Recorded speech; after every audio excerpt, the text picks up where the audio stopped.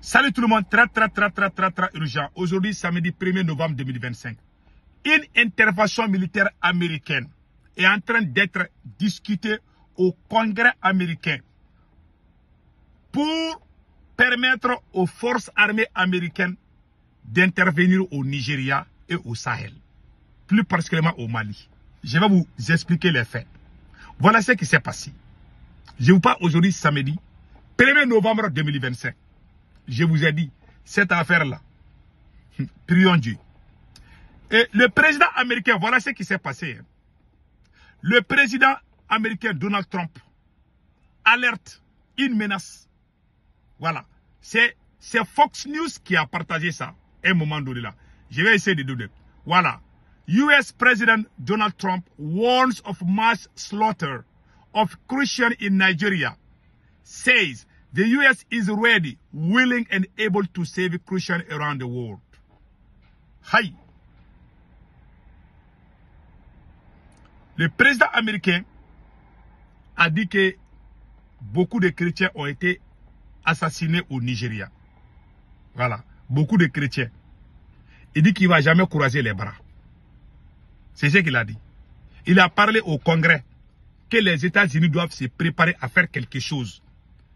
Et au même moment, le magazine, le journal Jeune Afrique a publié une attaque, la première attaque de Iyad Agali, le terror malien, et allé faire une attaque au Nigeria. Au même moment, le président américain dit que tous ces terroristes-là qui sont en train de faire des attaques là, contre les chrétiens, qui va les chercher partout où ils sont. Où est Iyad Agali? Au Mali. Donc, c'est une façon de se préparer. Non seulement pour venir au Nigeria militairement. Qu'est-ce qui est derrière tout ça là? Vous avez entendu, les Américains ont dit à leurs ressortissants de quitter au Mali, n'est-ce pas? Les Allemands aussi ont dit la même chose. Au même moment, le chef terreau, le magazine Jeune Afrique français, a publié un article que Iyad Agali vient de faire une première attaque au Nigeria. Au même moment, au même jour, le président américain dit qu'il va riposter que parce que les terroristes sont en train de massacrer les chrétiens. Que partout où se trouvent ces terroristes-là, les Américains vont aller les chercher. C'est ce qu'il a dit. Maintenant, voici la version française que je vais lire tout de suite et que vous allez comprendre. Maintenant, le président Donald Trump alerte sur menaces existentielles contre le christianisme au Nigeria. Des milliers de chrétiens sont massacrés par les terroristes. C'est une véritable hécatombe. Le Nigeria devient un pays de préoccupation particulière. Les États-Unis ne peuvent pas rester les bras croisés pendant que ces atrocités se produisent. Nous sommes prêts, volontaires et capables de sauver notre grande population chrétienne à travers le monde. Trump demande donc une enquête immédiate au Congrès américain sur les massacres chrétiens au Nigeria et ailleurs. C'est-à-dire, ce n'est pas seulement le Nigeria. Donc, tous les pays où il y a les terroristes là. Donc, c'est une façon de masquer leur intervention. C'est-à-dire que la conclusion de ça, ça veut dire que les Occidentaux, l'OTAN veut intervenir au Sahel, au Mali. Moi, c'est pour ça que j'ai dit à Assimi Goïta de trouver une solution rapide. Si le Mali reste dans cette situation, les Américains vont intervenir. Ils vont intervenir, je vous dis ça aujourd'hui. Écrivez ça bien. Il y a une loi américaine qui s'appelle The Patriot Act. C'est une loi qui a été votée en 2001, quand les terroristes ont frappé les États-Unis. Cette loi-là permet aux États-Unis d'aller n'importe quel pays pour aller combattre les terroristes. Ça permet aussi aux services secrets américains aussi d'avoir accès aux données de tout un chacun. Donc, voilà en quelque sorte, cette menace-là, quand vous voyez la coïncidence, le chef terror malien est allé attaquer au Nigeria. Le président américain a sorti dire qu'ils sont allés attaquer les chrétiens, que lui, il va aller les chercher partout où ils sont. Et tout le monde sait que ces terroristes qui ont fait les attaques-là se trouvent au Mali. Donc, vous voyez la coïncidence. Donc, Donald Trump a dit au Congrès américain de voir comment ils vont faire. Il faut qu'ils agissent vite. Donc, s'ils regardent, Donald Trump va regarder que les bloquistes sont toujours au Mali, les Maliens sont dans ces problèmes, donc, et ils vont venir comme sauveurs. C'est la stratégie qui est en cours. Je ne sais pas si vous avez compris. Le général français là a dit ça. François Lecointre. Il a dit, hein, le général français François Lecointre, il dit que nous sommes partis, que mais dans 10 ans, 20 ans, 30 ans, 40 ans, que la France va venir au Mali. Vous vous rappelez bien de ce discours du général français là, François Lecointre. Il a dit ça. Donc moi, ce que je vais dire aux autorités maliennes, c'est pour ça que moi j'ai dit à Assimi Goïta, il faut trouver la solution. Vous savez pourquoi Donald Trump a dit ça là? Je vais vous montrer qu'est-ce qui s'est passé. C'est pour vous dire que les blancs là sont rancuniers. Et regardez ce qui s'est passé. Et réellement, qu'est-ce qui est au-dessus de ça? Écoutons. Attends, là, je vais mettre le volume là. D'Afrique de l'Ouest, Youssouf Tougar qui dénonce juste Donald Trump fait pression sur plusieurs pays d'Afrique, Caroline, pour qu'ils acceptent d'accueillir des immigrés expulsés des États-Unis. Le Nigeria a dit non. Absolument, le Nigeria ne cédera pas. Nous avons déjà suffisamment de problèmes. Il serait injuste pour nous d'accepter 300 Vénézuéliens expulsés. C'est ce qu'affirme le ministre des Affaires étrangères de ce pays de 230 millions d'habitants d'Afrique de l'Ouest, Youssouf Tougar, qui dénonce... Donc, Donald Trump voulait expulser 300 immigrés irréguliers du Venezuela. Donc, Donald Trump voulait les envoyer au Nigeria. Le Nigeria a dit niet. Le Nigeria a dit non. Maintenant, aujourd'hui, Donald Trump est sorti avec une histoire ils vont intervenir, je ne sais pas où, ils vont essayer d'intervenir au Nigeria, qu'on est en train de massacrer les chrétiens là-bas. Bon, le Burkina a dit non. Le Mali a dit non. Donc, je vais vous dire une chose là. Tu peux dire non à la France, ça peut passer. Les Américains n'aiment pas ce genre de choses-là. Moi, je ne les défends pas. Hein. Quand ils veulent te combattre, personne ne peut les arrêter. Quand les Américains veulent aller attaquer ton pays, là, personne ne peut les empêcher. Sauf Dieu. Même les Russes ne vont pas les empêcher. Ils vont aller. S'ils veulent aller chez toi, ils vont partir d'eux. Il n'y a personne au monde qui peut les empêcher. Voilà, aujourd'hui, le Nigeria a problème. Parce que le Nigeria a refusé de recevoir les immigrés. Oh, ouais, le Mali aussi a fait la réciprocité, je ne sais pas. Et la réciprocité, le Mali a fait la réciprocité.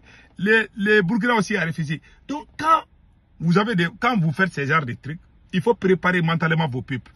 Il faut éviter la division. Il faut faire des compromis. Il ne faut pas créer trop d'ennemis. Quand il y a un problème avec ces Occidentaux-là, c'est des gens très rancuniers, vous n'oubliez jamais. Donc, quand tu es dans cette situation, tu dois créer l'union entre ton peuple et toi. Et puis, tu dois négocier tu dois faire des compromis avec des opposants modérés. Mais si tu te crées des ennemis partout, c'est ça qui va... Depuis qu'Assimi Goïta a commencé à créer la division, les terroristes, ils ont eu la force. C'est ce que moi je craignais. C'est ce que Choguel Maïga a dit. Pardon.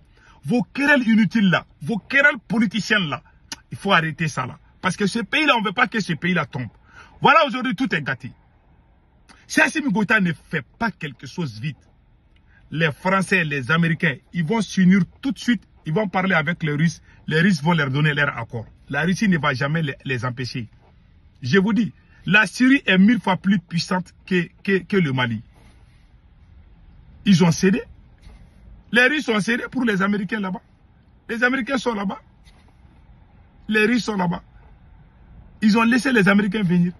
Si les Américains veulent venir installer au Mali là, les Russes ne peuvent rien. Ils vont aller s'installer à Tinsabaten. Qui va les toucher là-bas? Si on les touche là-bas, ils vont aller détruire toute notre armée. Donc, il ne faut pas donner... Assimi Goïta a donné l'opportunité à tous les ennemis du Mali.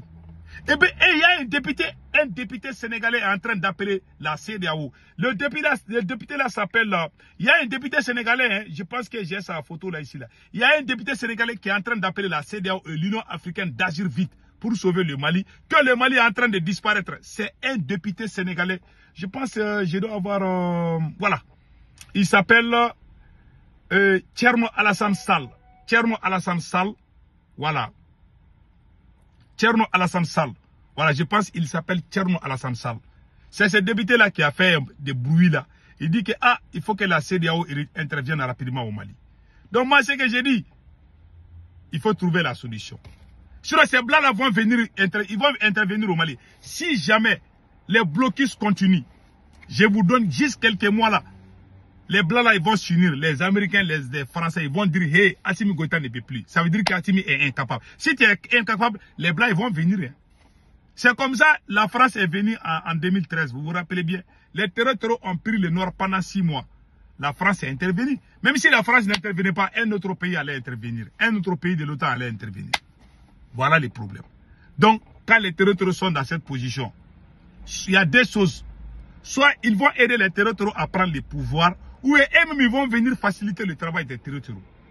Ils vont venir, non, on est venu, on va combattre les terroristes. Ils vont jeter les bombes partout là. Mais rien, même les moustiques, ça ne tue pas. Donc ils vont dire, ah, on est venu chasser les terroristes. On est venu éliminer les terroristes. Même les chats des terroristes, ils ne vont pas toucher. Ils vont venir faire semblant. Ils vont encore devenir... Assimi nous a mis dans cette situation, quoi. Ça, c'est regrettable, c'est déplorable. Voilà, on est faible aujourd'hui face aux terroristes. Assimi a combattu tous les Maliens. Emprisonner les gens, créer la division, la haine entre les Maliens. Voilà les conséquences aujourd'hui. Tu es président, tu ne peux rien décider. Et Bamako est sous embargo. Voilà les réalités. Que Dieu bénisse le Mali. Passez un excellent week-end. Et attendez là. Il y a le Français là qui a parlé là. J'ai même oublié de vous montrer ça là. Je dois vous montrer ça là. Ça c'est très important. Notre destin commun à nous Européens, c'est la Méditerranée et l'Afrique, où notre destin se joue. Et donc nous avons en permanence essayé, nous Français, d'entraîner les Européens dans cette prise de conscience de la nécessité d'agir collectivement en Afrique et en Méditerranée. Et je suis absolument désolé de voir l'échec de nos engagements au Sahel. Et je pense que de toute façon, nous aurons à nous reposer la question.